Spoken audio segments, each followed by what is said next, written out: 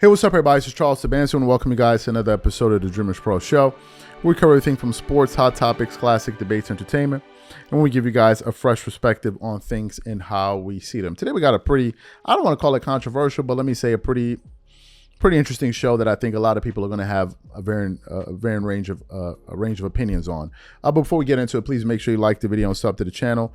Also, be sure to check out the DREAMERSPRO podcast that we have pinned in the comments if you're not checking it, if you're not listening to it already.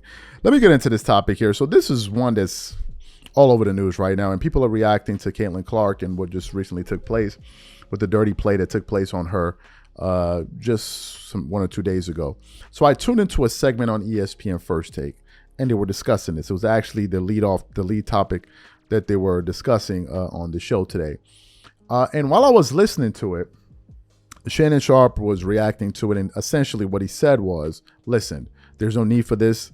It's totally unnecessary. The WNBA, the referees at the moment should have done something at that particular moment, and they need to look into this. But then towards the end of what he was saying, his monologue, he said something quite interesting, and he kind of said it in passing, and I was like, this is interesting, something worth discussing.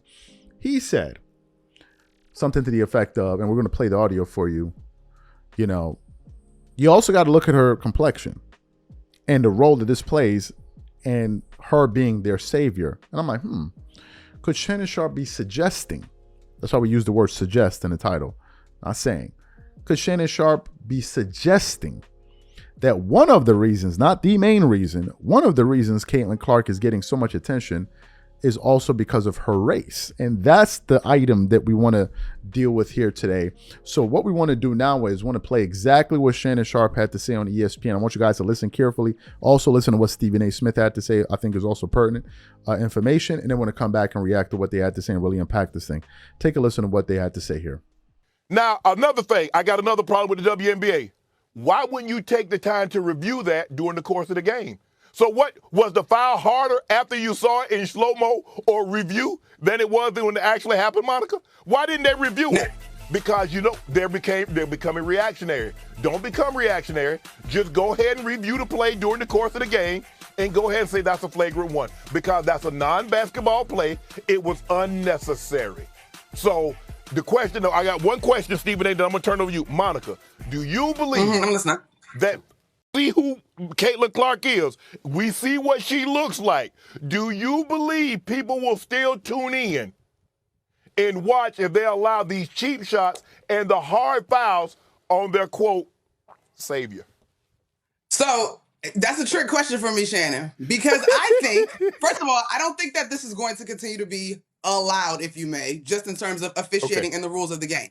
But second, we are leading First Take with a conversation about a non-basketball play. And so if it continues to be the cart before the horse or the horse before the cart in terms of these things leading the conversation, then there is a media game to be played when it comes to that. Monica, before Stephen A. jumps in, though, I don't think, sorry, Stephen A., real quick, I don't think we're leading the show just on a non-basketball play. I think it's much deeper than this. We just haven't gotten there yet.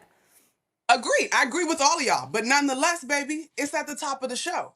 That's the point is that we are talking about how Caitlin Clark is being treated in the WNBA because of Kennedy Carter's attitude in her play this weekend. We all agree it's a non-basketball play. And no, I do not think that it's going to continue to be this way. I do think it's going to continue to be physical. And one of the things about Caitlin's game that she's going to have to grow in this league is getting stronger.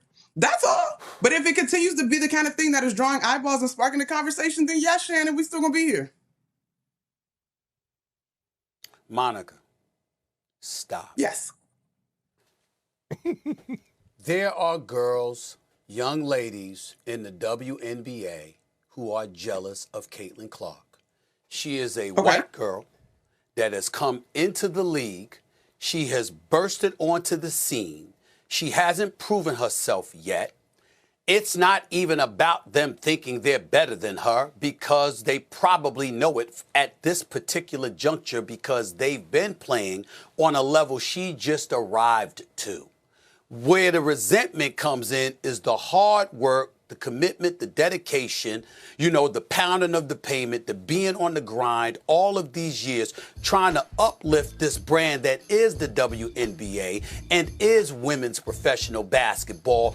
And all of their efforts were in vain until this girl comes along and takes the league by storm, takes the sport by storm in college, and has accomplished in a short period of time what they haven't been able to. One would think that folks would be smart enough to recognize and appreciate that about Caitlin Clark, piggyback off of that to their benefit, and praise her and support her for it while competing, trying to take her out. So you heard what Shannon Sharpe had to say there. I got a few thoughts, and I want to unpack this topic properly. Okay. If we look at Caitlin Clark's numbers right now, let me see.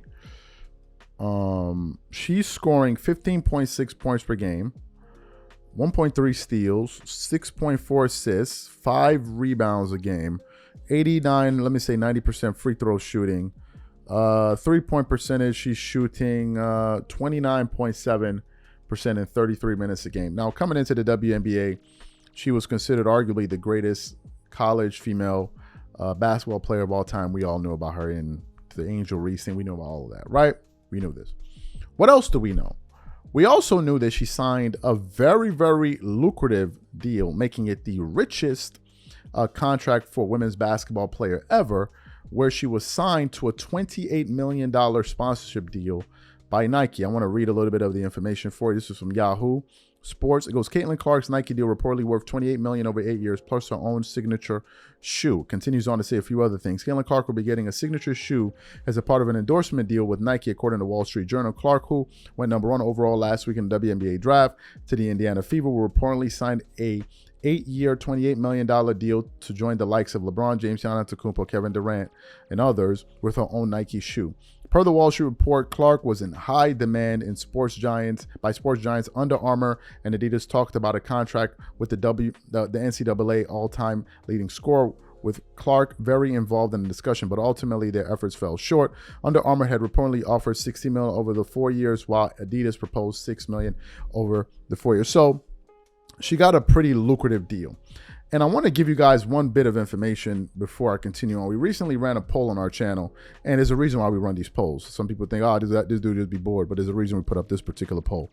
And I asked our audience the following question just 37 minutes ago. I want you guys to weigh in on this when you see the show, and I want to hear what you guys have to say. So go vote, leave your comments. I'm very interested to hear this. We asked the following question. Do you think Caitlin Clark is being promoted because she's white? A very simple question. In the 37 minutes, 1,200 people have voted on the poll. Of the 1,200 people, 70% said no, which I thought was interesting, while 30% said yes, which I also find to be very interesting. And then some people have given opinions why they think it's true, why they think, why they think it's not, whatever, why they think it's because of race and not. Why did we run that poll? The reason we ran that poll is I wanted to gain an understanding of what the audience thought. Here are my thoughts on this. I think that Caitlin Clark is such a big deal, and I think it has nothing to do with her race. Now, there are going to be people that agree with me or disagree with me. I'm going to give you my reason why, right? And you have the right to agree with me or disagree. It's your right. It's your bloody right. Everyone can think what the hell they want to think. That's the way I view the world. Why do I say that? Because the reason I say that is because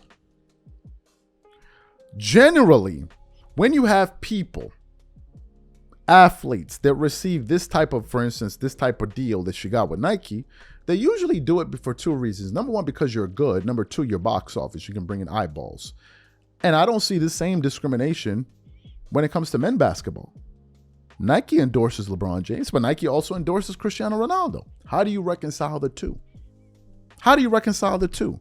I think that it has nothing to do with whether or not she's white. I think it has to do with the fact that she was a sensational college women's basketball player.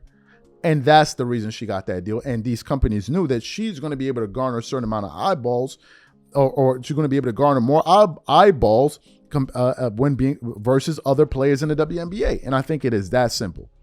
I think it is that simple. Now, can race be an element? Well, race can be an element in anything, right? Because if we're looking at, well, maybe some people support this particular NBA player, some people support that particular, because they're, who knows? There's always segments within it. But in sports, I don't really see that being a determining factor. I think people gravitate towards people that they think are good at what they do, regardless of their race.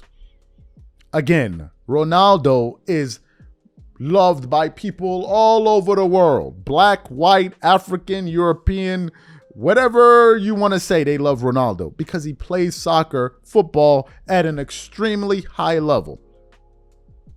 I don't think it has anything to do with because he's from Portugal. I don't think it has anything to do with that.